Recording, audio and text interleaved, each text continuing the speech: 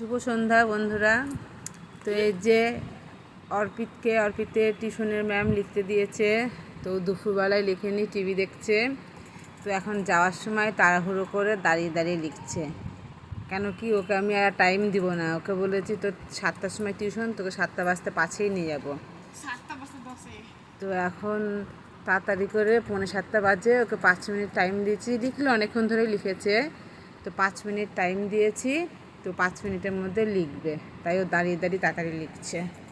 দেখো, দুপুরে লিখতে বললাম, লিখলো না, টিভি দেখলো। 2 পাতা হয়ে গেছে। আর এই যে এখন বসে লিখছে, অনেকক্ষণ ধরেই লিখছে। তো এখন এই পেজটা লিখলেই হয়ে যাবে।